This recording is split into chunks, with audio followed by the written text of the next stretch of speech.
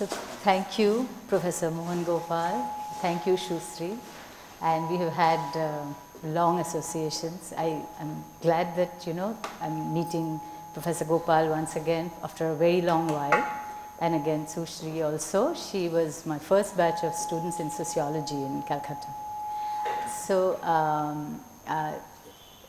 you will have to indulge me a little bit today, because I come from a subject specialization which probably will not be of the mainstream so-called important subjects like economics or any of the science subjects which are now gaining more and more kind of visibility in today's world.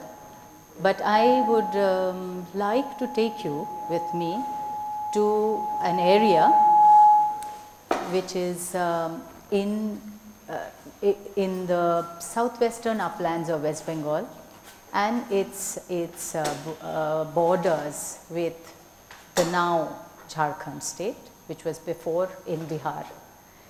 I will also introduce you to these women performers who I am going to talk about today. They are named as Nachni. I don't know whether you have heard of them. So Nachni is a woman who has a rasik. So Nachni is not a person who is by herself recognized as a performer. Her relationship with rasik actually legitimizes her presence in the society as a performer. So before I start my, I want to read the paper, because I don't want to take a lot of time and I don't want to meander here and there, but there are very important things that I would like to say. But before that, I would like to show you a short performance clip, which will show you that, which probably will give you certain kinds of reactions in terms of your aesthetics regarding what you see as performance. So I would like you to store those aesthetics while I talk, because I would like you to question those aesthetics later. So I shall go to this video first.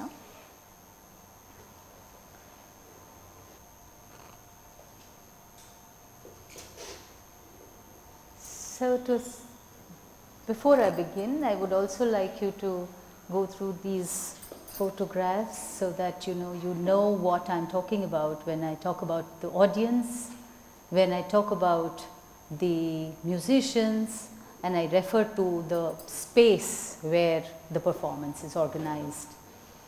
Let me put, yeah, I will do that. Yeah.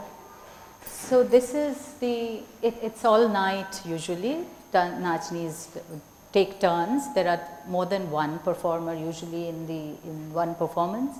It's filled with mostly men and some women and children, and who sit through the night patiently as the performance proceeds, from the slower devotional songs to more and more kind of exciting and almost enticing songs. And this is what the arena looks like. It's and all the performers sit on stage. There is a line of the musicians who are around, and then there is the circle of the audiences. The Nachni is in always her performance is immediate to the musicians, who she addresses, and there is a kind of conversation going on constantly. So the musicians have to say aha in the middle so that the Nachni gets encouragement.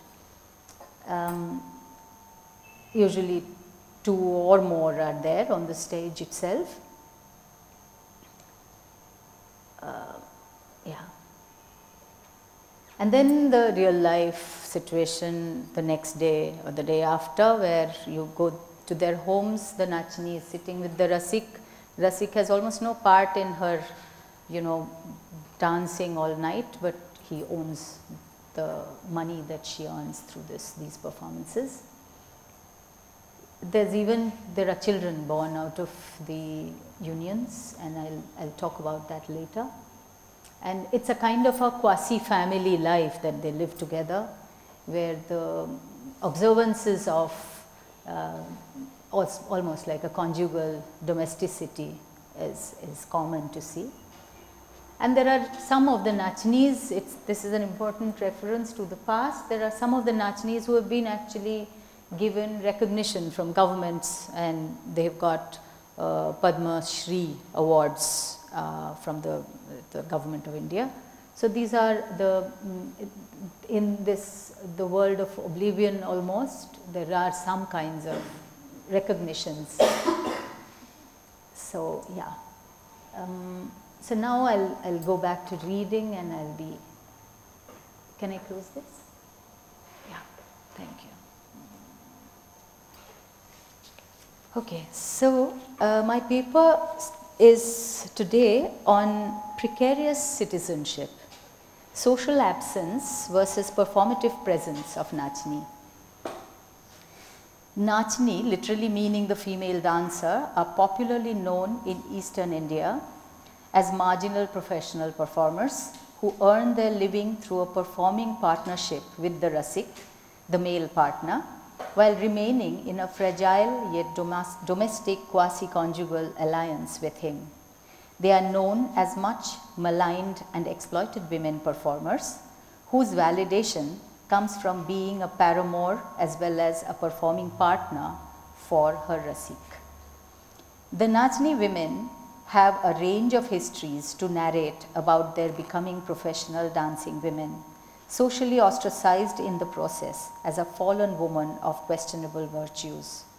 One of the common threads is that of running away from parental or conjugal home to live with male performers, who then took charge of the training of the woman as professional performer. The family of the Nachni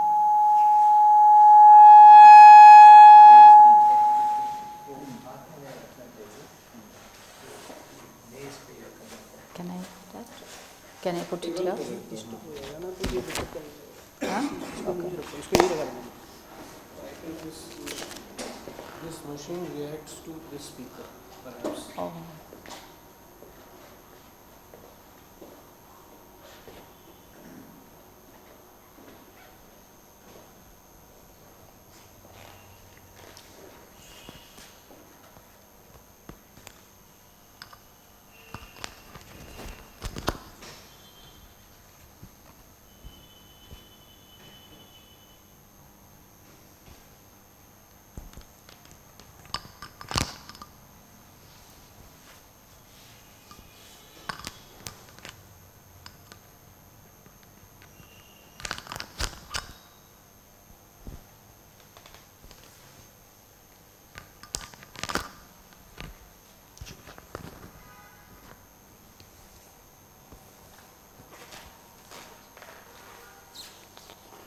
Thank you.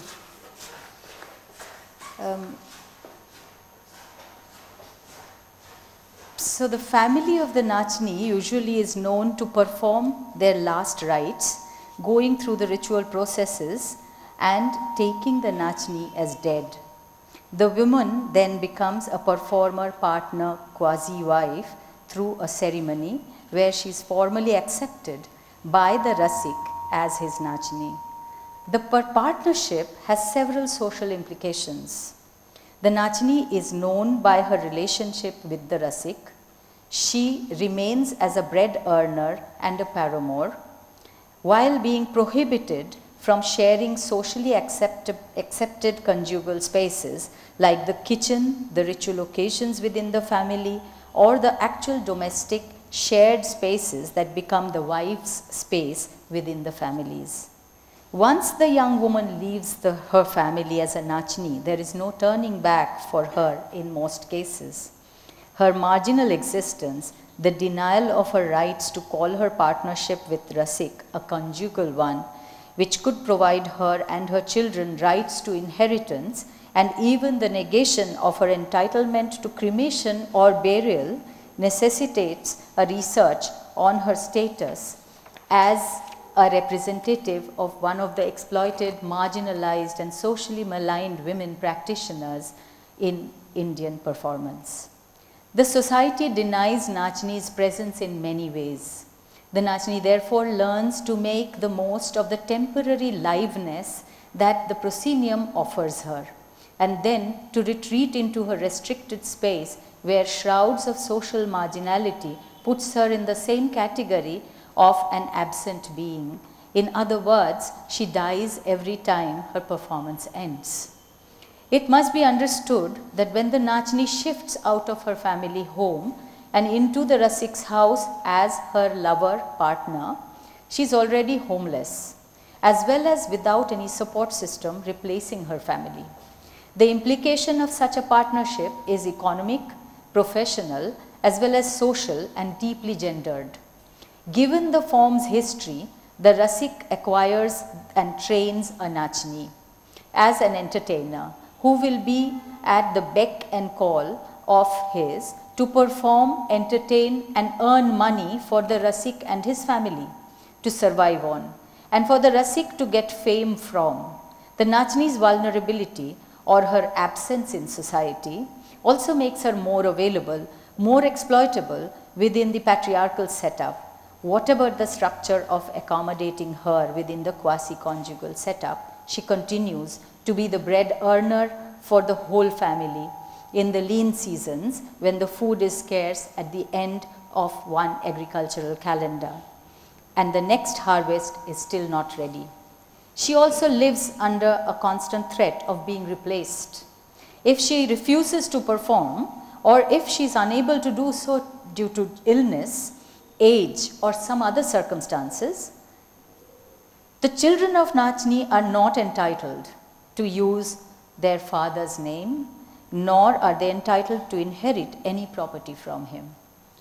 The more well-known of the Nachni Rasik performance duos are invited to perform in local fairs, festivities during the season. They travel with their musical accompanists to these locations, reaching sometime during the day, performing whole night, and again taking off for another performance destination in the morning.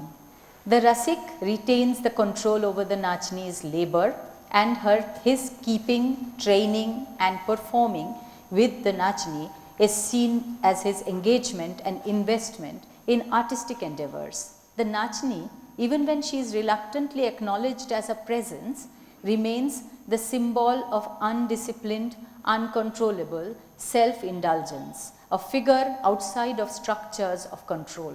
She also remains a threat to the village and the community social structure because of her so-called disregard of the traditional conjugal family values. Since the society refuses her a legitimate and rightful space within its fold, her performance becomes her only way to claim and control a space for herself within the public sphere.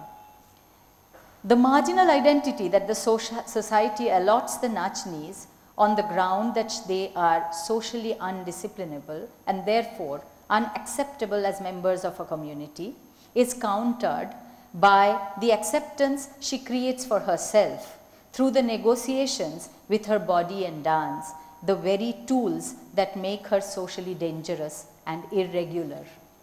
The Nachni Shalia Jhumur or songs are known for their varied themes of devotion, love, sensuousness, latent or blatant eroticism, and most often gendered metaphors and sexualized lyrics. The movements correspond to the types of songs foregrounding the eroticized and sexualized body of the woman dancer. In case of Nachni, the social unease and the deep-rooted prejudice against the professional dancing woman of loose moral virtue does not become a hindrance for the same people in the process of watching and appreciating the performance, thereby granting and allowing a presence to the body in the state of dancing, if not beyond. The body of the Nachni is seen as available and that of a public entertainer. The arena for Nachni performance is a raised platform with audience seated on all sides. It is accessible easily from audience space, facilitating the members of the audience to go up on the platform to pin money on the Nachni's clothes as a show of appreciation for her art. However despicable and demeaning an act, this act of pinning money on somebody's clothes and on that issue also touching her, some Nachnis continue to say that this act is singled out as demeaning by the society as it involves and benefits only the women in the partnership. All other much more violent acts, like forcing a Nachni to perform night after night without asking for her consent before signing a contract after taking an advance payment, go on, as these mean monetary gains for the male partner. Though talking about the precarity of Nachni's social existence, the analysis does not aim to create yet another story of exploitative disenfranchisement, but provides a space for the research to discursively foreground the embodied empowerment through dance and the sensory engagement creating and heightening the sense of pleasure and enjoyment generating through the particular performance. The largely male-dominated audience comes to enjoy the Nachni performance appreciatively through the whole night, enjoying the sensual qualities of the songs and innuendos made through carefully worded lines of the songs sung by the Nachni and the Rasik and or the accompanists, and the dance itself, which is often structured as a sexually enticing manner. The very same audience is afraid to cross her shadows during the day, if their paths cross accidentally. Hence, presence and absence need to be put in conjunction as well as opposition, where the Nachni, her presence and her performance is concerned. The precarity for the Nachni lies in the very fact that she needs to constantly work on her capacity to maximize the effect of her presence only by means of her appearance, appeal and performance, because as soon as she ceases to be able to generate and control her power to hold the audience, quote unquote, she is redundant in the eyes of the society and even in the eyes of her only so-called connection, that is the Rasik. Dance in itself, regardless of the audience, the impacts or the socio-economic implications, is a source of tremendous kinesthetic involvement and a resultant narcissistic pleasure, as explained by Yvonne Reiner, a very well-known scholar of dance studies. In her interview to Lynn Blumenthal, Reiner in 1999 gives a very spectacular lecture, and she talks about her first performance and how it was as good as an orgasm, and that she knows that was where she lived, that was where she belonged, doing that work and presenting herself physically to the audience. The Nachni learns the art of being hyper-feminine as a result. She sings while dancing and emoting. The hyper-emphasizing of different parts of the body, such as the bust and the hips, help highlight sensuous eroticism of her body parts. All the songs actually, incidentally, start with a devotional material, and Nachni tradition searches its roots to the Bhakti tradition and the kind of links that are there with the Bhakti tradition within Bengal, which traveled to different areas after being born in Bengal. And the songs actually trace back to Radha and Krishna, and then slowly goes into this enticing foray. So there is a kind of a travel that the Nachni actually presents. So from a devotional thing where she first takes she asks the audience to allow her to be on that ground and present her performance, and then slowly goes through the night getting more and more enticing and to keep attention to herself. So the Nachni learns the art of being hyper-feminine. The range of enticing and inviting eye movements used to enhance emotive expressions of the songs she sings. hips and breasts are two important parts that are given special attention while the training is on for the Nachini. While one may be struck by the fact that Nachini has little or no agency about how long or where she would be performing and even how many performances she would like to do, one must acknowledge the fact that she is the center of attention, holding the audience with her power, presence and dance, of course with the help of the accompanists, but not because of them.